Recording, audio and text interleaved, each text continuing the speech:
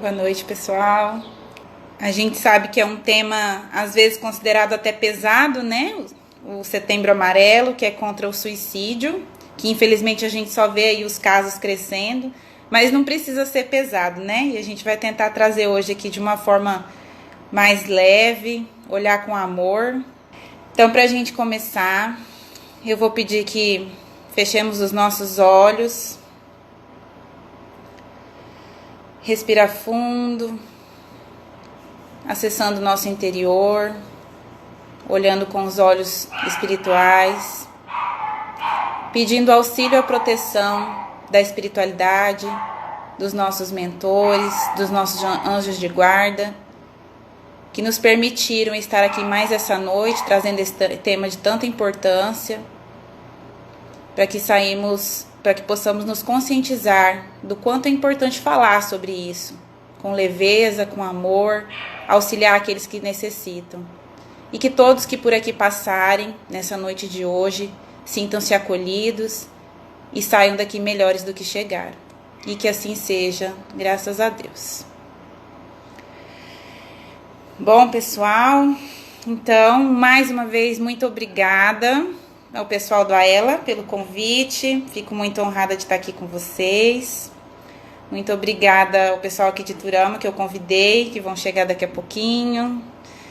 E como estamos no mês de setembro, né, eu acho que não poderia passar batido no dia 10, né, que foi quinta-feira. É o dia considerado o dia D, né, na campanha de prevenção e conscientização sobre o suicídio. Então eu achei muito importante trazer isso pra gente, né, hoje. E eu, por muito tempo, esse assunto me incomodava bastante, me incomodava muito. E depois eu descobri que é porque eu precisava trabalhar com ele, que eu precisava olhar para ele. E coincidentemente ou não, né, que sabemos que não tem coincidência, tudo é preparado. Nos 2 anos que eu tô aqui em Turama, caíram para mim as datas, né, de palestra, e esse ano mais uma vez do Setembro Amarelo. E eu falo com muito amor, né, e para quem ainda não sabe, eu vou começar contando um pouquinho como começou, né, como é a história do Setembro Amarelo, o porquê que surgiu o Setembro Amarelo. Né, foi uma coisa que aconteceu, um fato que aconteceu em 1994 nos Estados Unidos, com um jovem de 17 anos.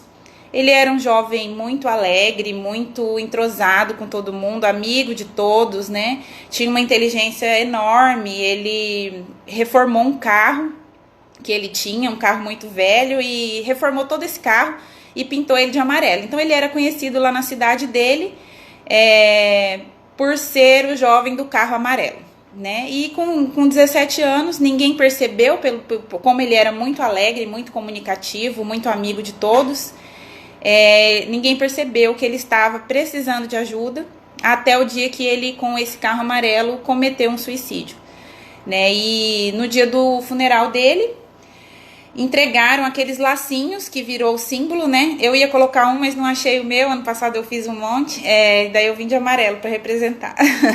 Então foi entregue no dia do funeral dele, entregue esses lacinhos com uma mensagem, né? Peça ajuda, se você precisar de ajuda eu tô aqui. E aí a partir daí começaram a olhar para isso, né? Para fazer essa campanha. Então desde 2003, a Organização Mundial de Saúde decretou isso, né, colocou o dia 10 de setembro para ser o dia da campanha contra o suicídio, né, campanha de prevenção, e o mês de setembro, né, e por isso que a gente considera o mês todo. Não é só no mês de setembro que a gente deve falar sobre isso, né, porém a gente enfatiza, né, essa data. Então, aqui no Brasil, essa campanha foi adotada em 2015 pelo CVV, que é o Centro de Valorização à Vida, né? Quando tem vários lugares, né? Quando a pessoa precisa de ajuda, ela liga e ela é ouvida, porque muitas vezes quem tá passando por um processo depressivo, quem tá com essa vontade horrorosa de morrer, quem sente essa dor que nada cura, às vezes ela precisa só ser ouvida, não é verdade? Então foi criado o Centro de Valorização à Vida, que dá um apoio excelente, tem números ótimos também sobre isso, né?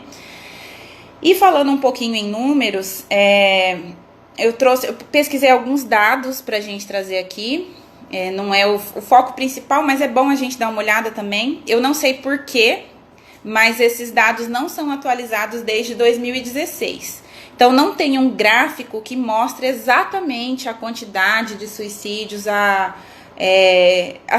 tem assim, por regiões, por cidades, né? Mas um geral de quantos suicídios tiveram em 2019, por exemplo, que eu procurei, né? 2020 ainda está em andamento, então eu procurei 2019. Não tem um gráfico sobre isso, falando exatamente sobre isso. Mas o que se tem agora, as últimas recentes, as mais recentes que tem, é que houve um aumento de 7%.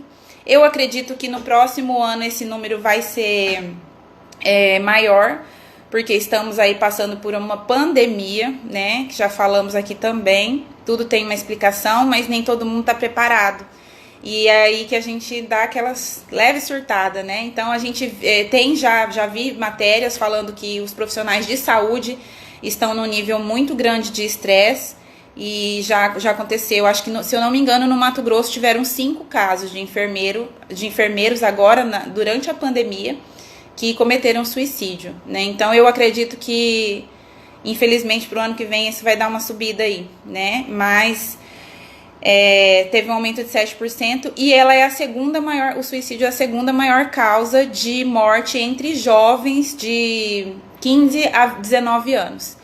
E também em idosos já no final da vida, né? Quando a pessoa já não acha que serve para nada. E aí entra numa depressão profunda e muitos acabam cometendo, né, o suicídio. E outro dado que eu achei, assim, não é interessante a palavra, né, que a gente deveria falar, mas o que me chamou a atenção é que a maioria das tentativas de suicídio acontecem em mulheres, né? As mulheres tentam mais, porém os homens finalizam, digamos assim, né? Acontece, o número de óbitos por suicídio é maior no homem, mas as tentativas é maior em mulheres, né? Então, as mulheres, elas vão aí pelo, digamos assim, os meios menos dolorosos, né? Um olhar mais assim, mais leve, né? Talvez toma remédio, né? Alguma coisa nessa forma. O homem, ele já é mais no prático, né? Vai pelos meios mais drásticos, né? Então, por isso que é maior o número em homens, né? Mas a tentativa é maior em mulheres, né? No Brasil, aqui, o gráfico que eu tirei aqui de 2011 a 2016, né? 21% foram mulheres e 79% foram homens que cometeram suicídio, né? 62 mil mortes nesse período de tempo e 62% por enforcamento. Infelizmente tem crescido muito e a gente vê também, temos professores aqui que podem confirmar o que eu tô falando, até crianças, né? Então tá chegando ao ponto de crianças na faixa etária de 9 a 12 anos que também estão cometendo esse tipo de crime contra eles, né? Estão cometendo suicídio. E aí a gente já entra um pouquinho aí no começar a questionar o porquê, né? Por que uma pessoa tão nova, por que a pessoa sente esse vazio, essa coisa toda que chega, né? Muitos falam, é falta de Deus, outros falam, é fraqueza. Não é, gente, não é nada disso. Eu vejo pelo contrário, né? Eu acho que a pessoa, para ela chegar ao fato de cometer um suicídio, eu acho que é mais coragem do que, né? Eu falando por mim, eu acho que não tenho essa coragem, né? Então eu penso que o desespero da pessoa é tão grande, né? E por que muitas vezes a pessoa fala que quer morrer, que não quer mais estar aqui, que não faz mais sentido ficar? A dor daquela pessoa tá tão grande dentro dela que ela não consegue expressar, ela não consegue pedir ajuda e nada mais para ela faz sentido em ficar vivo. Não faz mais sentido estar aqui, né? E aí ela chega ao extremo de cometer suicídio, né? A cada 40 segundos uma pessoa morre por suicídio no Brasil. É muito grande. É um número muito, muito, muito grande. E uma das coisas que me incomodavam muito, né? Eu fui criada em igreja evangélica, né? E as outras religiões a gente sabe que tem uma visão um pouco diferente da nossa, né? Não criticando nem julgando cada um de forma alguma, não é meu papel aqui, mas só colocando as diferenças, que era uma coisa que eu sempre questionei quando eu não estava dentro da doutrina. E foi uma resposta que eu tive aqui dentro, que me confortou, que fez sentido para mim. Eu sempre me questionava. Nas outras religiões, eles dizem que quem comete suicídio não vai para o céu, não vai para o paraíso, não é salvo, não, né, Jesus não perdoa, essas expressões às vezes, né, vai para o inferno. E aquilo nunca para mim fez sentido. Eu sempre questionava, né, por quê?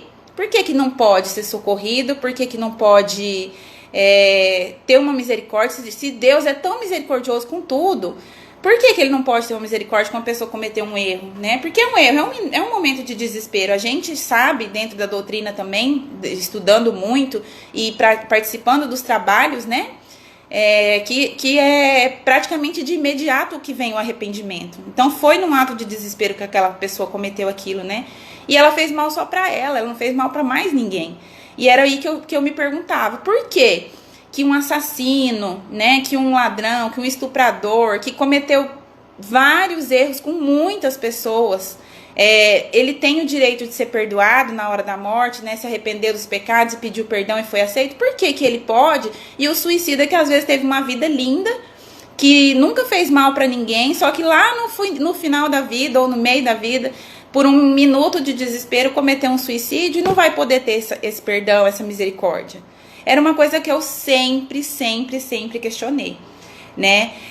E dentro da doutrina eu encontrei essa resposta.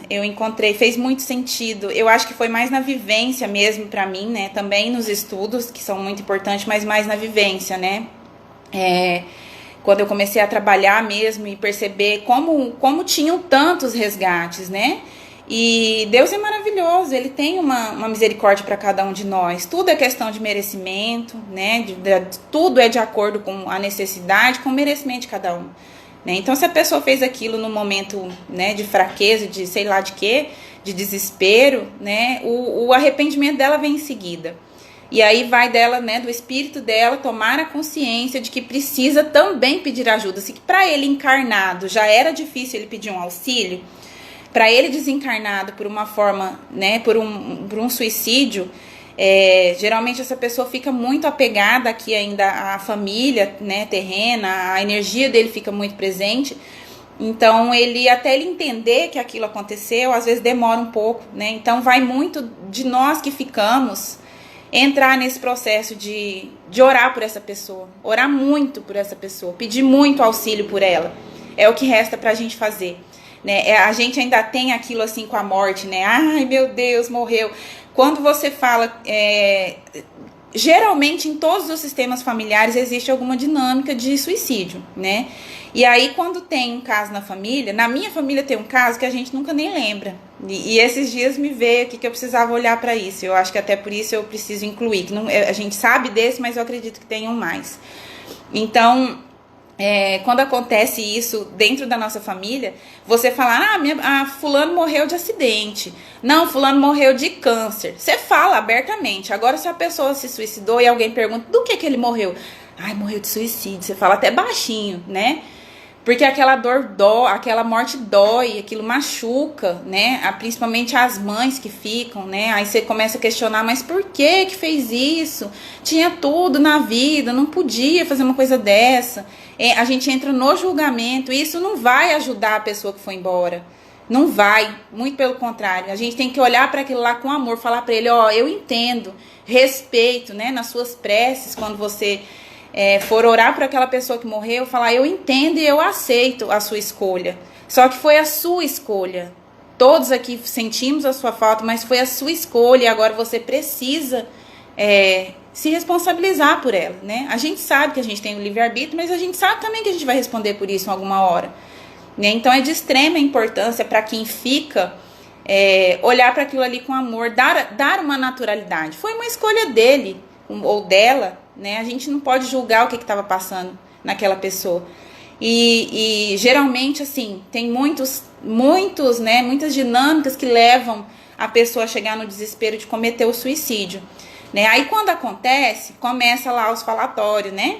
Ah, morreu porque estava devendo muita gente, não aguentou a pressão. Ah, morreu porque terminou com o namorado. Ah, morreu porque estava com depressão, né? Se matou porque estava assim. Mas e daí? A gente não fez quando estava vivo, então vamos fazer agora que a pessoa já foi, né? Não vamos julgar, vamos respeitar. Foi a escolha dela, né? E aí a gente precisa realmente olhar para aquilo ali com amor. Na questão 944, eu preparo tudo aqui, mas na hora que eu vou falando, eu até esqueço de olhar aqui que eu preparei aqui para vocês. Vai saindo tanto de coração que eu esqueço um pouquinho. Na questão 944 do Livro dos Espíritos, o Kardec pergunta assim: o homem tem o direito de dispor da sua própria vida?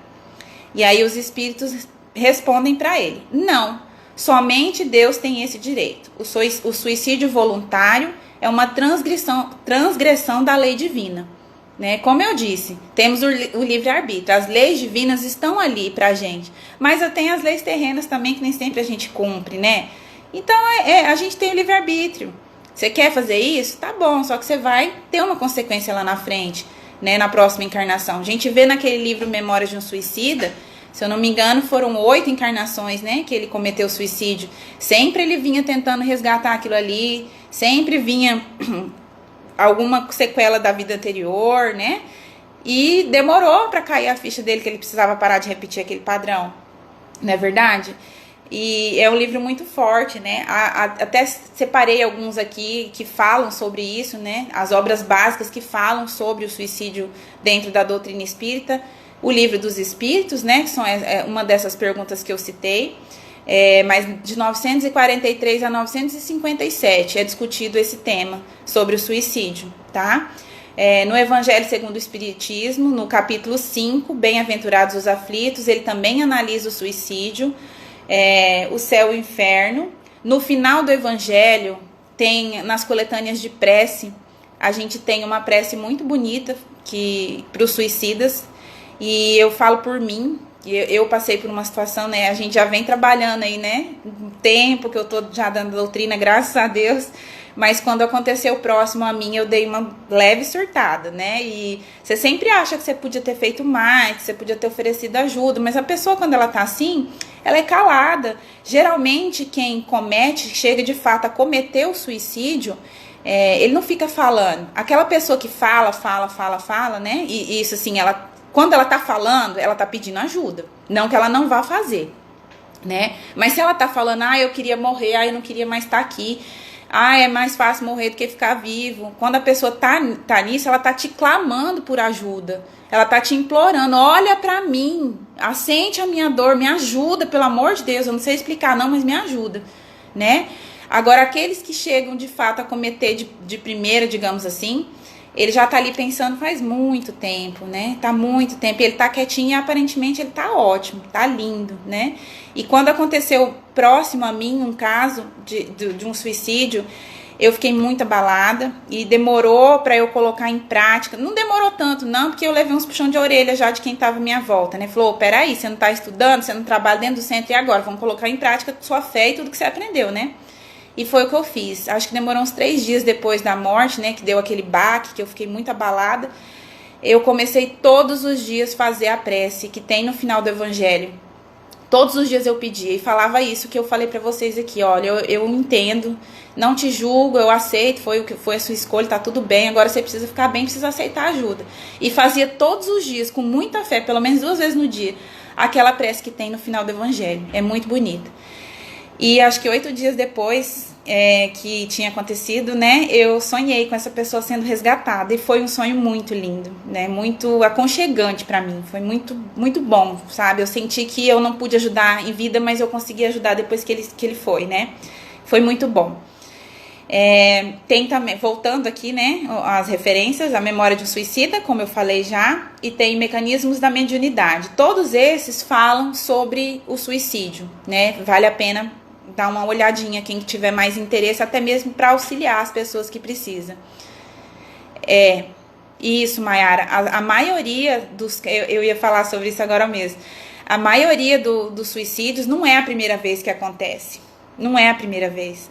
Essa energia do suicídio, ela fica no nosso sistema familiar, né? Já puxando um pouquinho para o meu lado aqui, da minha profissão, Mas essa energia ela fica ali, né? As igrejas, as religiões às vezes tratam como maldição de família, alguma coisa desse tipo, né? Mas dentro, né, da terapia que eu trabalho, que é a constelação, é uma dinâmica de repetição. A pessoa, nesse vazio que ela sente, geralmente ela está em lealdade com alguém que já não existe mais. E geralmente, se você for parar para olhar, é alguém que morreu dessa forma. Aquela dinâmica ela vai se repetindo até que ela seja olhada, até que ela dê um lugar para essas pessoas, né? Porque como eu falei, quando é um suicídio, a gente chega a falar baixinho, né? Ai, morreu de suicídio. Porque não quer olhar para aquilo ali. E aí, de certa forma, essa pessoa é excluída. Essa morte não é olhada, né? E aí, essa dinâmica vai se repetir. Ela vai se repetir. Mesmo que a gente não saiba. Não, você olha aqui, né, quando fala, na sua família tem casa? Quando fala na sua família tem casa, a gente olha pai e mãe, né? Mas e lá atrás? A gente tem muito ancestral, a gente teve muitas outras vidas, né? Então, às vezes, não é nessa vida, é na vida passada que a gente fez. E nessa a gente voltou para, né, como prova, para ver se a gente aprendeu a tarefa e não repetiu o erro. Aí é onde começa a vir aquele aperto, e vir aquela angústia, vir aquelas coisas ruins, vir esses pensamentos na cabeça de que é mais fácil morrer do que viver. E você não sabe nem por quê, mas é por quê? Porque você está repetindo essa dinâmica, né? Que você teve em outra vida ou que existiu dentro do seu sistema. E falando agora sobre os tipos de suicídio, né, a gente fala que tem os suicídios diretos e os suicídios indiretos, né? O suicídio direto é esse que a gente já conhece, né? A pessoa pega uma corda, vai lá, se enforca, dá um tiro na cabeça, pula da ponte, se joga embaixo do caminhão, né? Esses são suicídios diretos. Mas a gente tem também o suicídio indireto. O que é o suicídio indireto? Essa pessoa, quando ela tá com aquela vontade imensa de morrer, mas ela não tem, entre aspas, a coragem suficiente para cometer esse ato. Então, o que ela vai fazer? A energia dela, a vibração dela baixa tanto que aí vem os obsessores, aí vem todas essas questões que a gente já sabe, né? E essa pessoa, o que vai acontecer? Ela vai causar um acidente, ela vai buscar uma forma de morrer, né? Inconsciente, né, gente? Ela vai buscar uma forma de morrer, ela vai atrair um acidente, ela vai atrair uma doença, alguma coisa nesse sentido, que vai levar ela à morte. Então, ela não conseguiu fazer diretamente, ela vai achar um jeito de fazer indiretamente, né? Isso é bastante, a gente vê muitos casos, muitos mesmo que acontece isso, né? A pessoa que tem um problema de saúde, por exemplo, uma diabetes, que precisa ali tomar insulina todos os dias. A pessoa não toma insulina e vai lá e se entope de doce. Ela tá querendo viver? Não tá, não é verdade? Né? Então, existem várias dinâmicas também, assim, pra gente olhar por esse lado. Uma que é muito comum, a pessoa que se mata de trabalhar. Essa pessoa quer viver, gente? Não quer. Ela tá buscando um vazio ali dentro dela, esse vazio tá tão grande que ela se enfia no trabalho, pra ela não ter tempo de pensar em outra coisa. A bebida também, Marcinha. A bebida né? Porque a bebida é o que eu falei, vai levar uma doença, né? Vai levar uma doença, ou vai levar você pegar o carro bêbado e bater em alguma coisa. Todo vícios, né? A gente sabe, vícios, droga, todo tipo de vício é um tipo de suicídio indireto, que você tá acabando com o seu corpo físico também, né? Então, tudo isso, se a pessoa que trabalha demais, né? Só voltando um pouquinho, ela tá preenchendo um vazio ali pra não dar tempo dela pensar em outra coisa. A hora que ela para de trabalhar, ela prefere morrer, porque a única coisa que preenchia ali pra ela era o trabalho, né? Então, existem essas duas dinâmicas, o suicídio direto e o indireto, né? E quem geralmente faz da forma indireta, ele tá clamando por socorro, né? Como eu disse também ali nas frases, né? A pessoa tá pedindo ajuda. Às vezes tá tão difícil pra ela. Por exemplo, uma pessoa que tem depressão, se você chegar nela e perguntar, mas o que você sente? O que é a depressão? Até mesmo se você for procurar ali no Google, coloca lá depressão.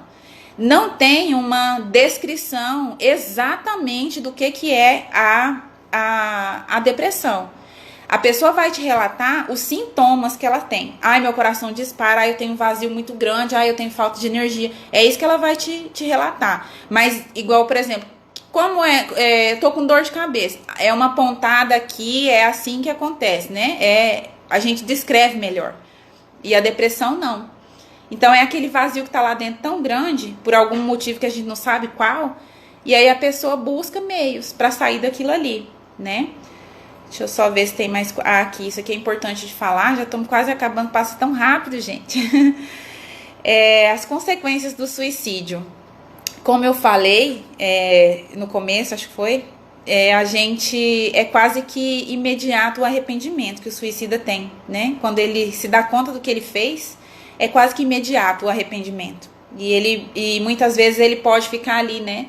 Por muito tempo preso naquilo. Dentro da doutrina existem várias explicações de como ocorre esse resgate da pessoa, né, para ser levado, né, para o tratamento e tal.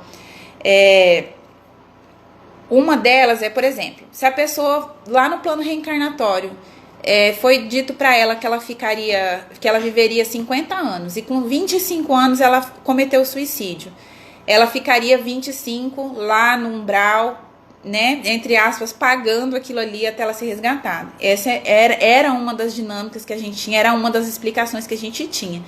Hoje a gente já sabe que não é só essa, que pode ser outras, que, como eu disse também no começo, cada pessoa tem o merecimento, tem tem várias coisas, a necessidade, o merecimento, a consciência que ele toma, o auxílio das pessoas que ficam aqui, né? Mas o que pode acontecer de consequências, uma delas é essa repetição, que você pode voltar em várias vidas repetindo a mesma história. Você pode levar isso para dentro da sua família e acontecer de novo essas dinâmicas ali dentro. Outra consequência que pode acontecer é que na próxima encarnação você pode vir com sequelas. Por exemplo, se você tomou veneno lá, né? Você se matou hoje, tomou veneno.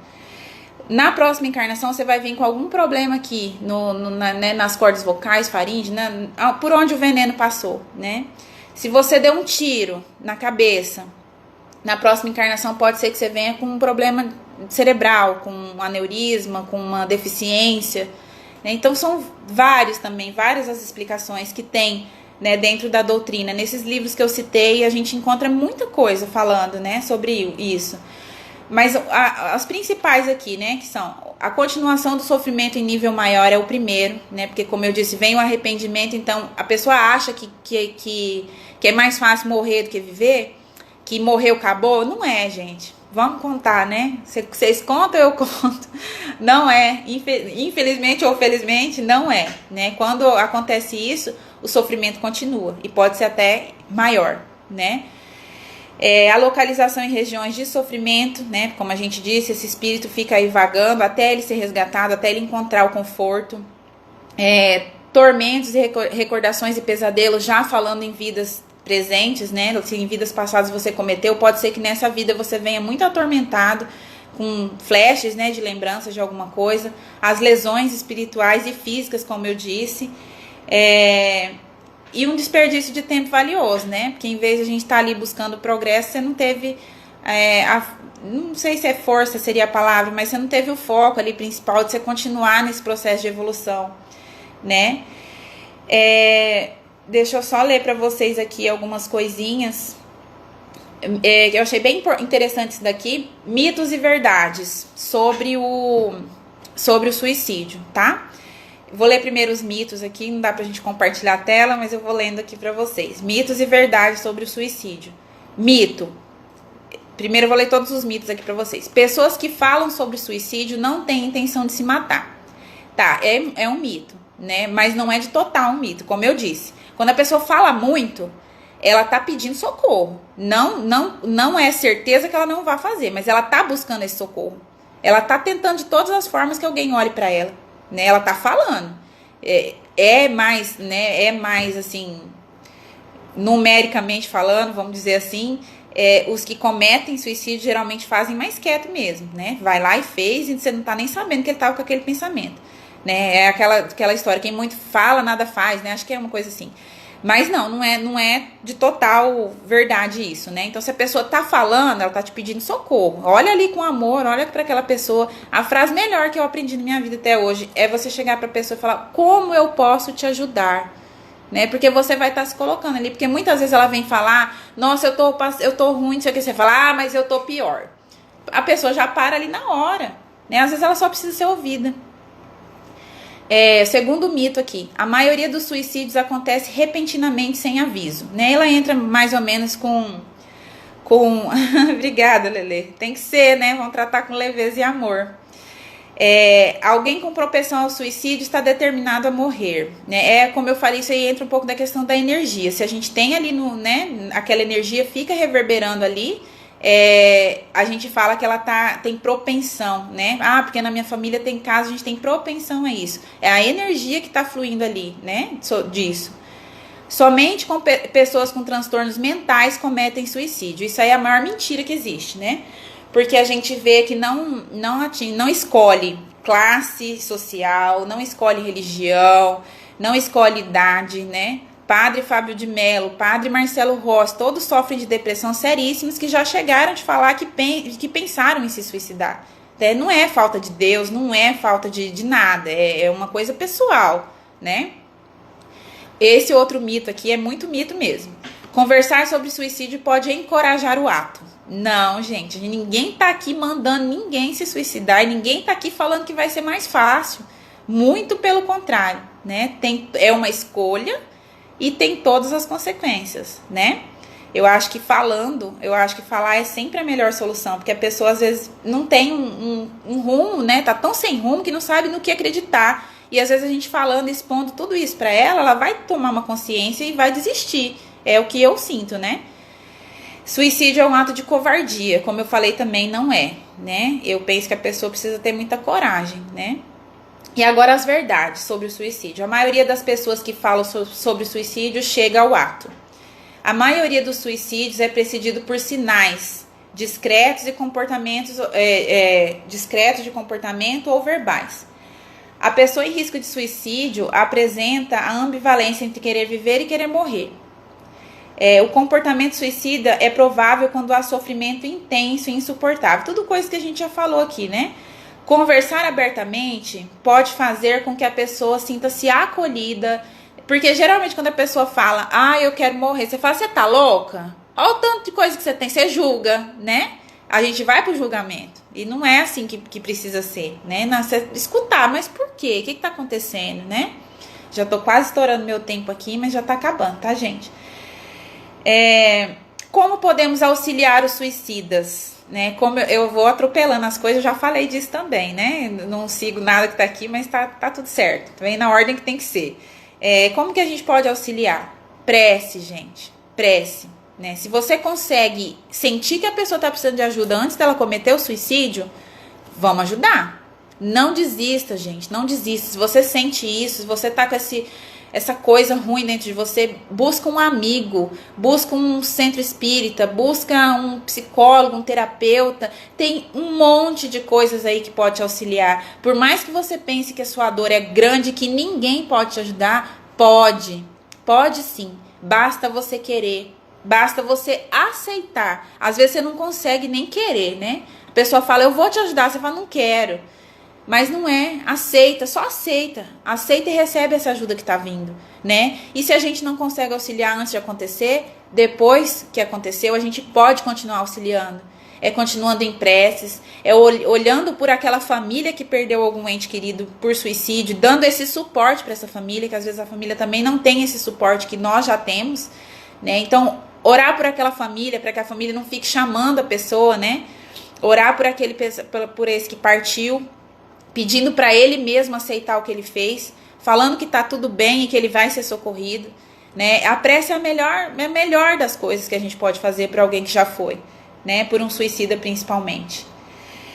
Então, o que eu quero lembrar para vocês, já finalizando aqui, ninguém tá sozinho. Se essa palestra chegar até você, se essas palavras chegarem até você, porque vão chegar, que nós vamos compartilhar muito isso, se você tá sentindo isso, se você tá sentindo esse vazio, se você tá com esse medo, se você tá com essa angústia, não desista de você, não desista da sua vida vale muito, você vale muito para todo mundo, para todos que estão ao seu lado, para todos que talvez nem te conheçam, mas você vale muito.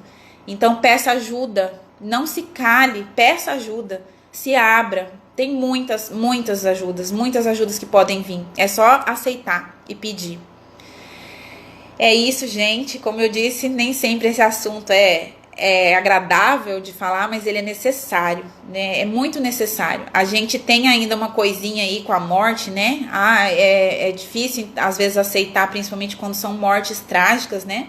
Mas é a vida, gente. Todo mundo vem com um plano aí, né? Às vezes dá uma escapada e a gente volta para consertar, mas é preciso olhar para isso com amor, olhar para isso com leveza, né? E todos aqui já trabalhamos, né, dentro da nossa doutrina, e como eu falei também no começo, foi onde eu mais encontrei o conforto para falar sobre isso, para olhar para isso, né? Então eu peço agora para a gente finalizar, que vocês coloquem os copos de água de vocês aí para fluidificar. Vou pegar a minha aqui também. Obrigada a todos mais uma vez que estiveram aqui. Desculpa por não ter conseguido conectar lá no Facebook, mas depois a gente compartilha lá para quem perdeu, tá? E mais uma vez, muito obrigada a todos do AELA, meus irmãos do coração. Obrigada mesmo, de todo o coração. Então, vamos fechar os nossos olhos, mais uma vez, agradecendo imensamente a espiritualidade, a todos que aqui estiveram presentes, a todos esses irmãos suicidas que eu tenho certeza que estiveram por aqui ouvindo essas palavras, para que todos aceitem o resgate, para que todos consigam pedir ajuda, para que todos aqueles encarnados que estão com todos esses sentimentos ruins no coração consigam também ser tocados, consigam ser auxiliados, consigam pedir ajuda necessária. E que nós, que estamos bem, que não temos esse tipo de pensamento, podemos estar prontos para auxiliar todos esses irmãos que vierem nos procurar. Peço nesse momento que a espiritualidade amiga fluidifique todas as águas de todas as pessoas que estão agora assistindo essa palestra, com as águas nas casas de cada um. Que essa prece chegue também aos lares dos nossos irmãos que aqui não puderam estar. E que nessas águas seja colocado o auxílio necessário para cada um de nós. E que possamos ter uma noite de descanso e um bom início de semana. E que assim seja, graças a Deus.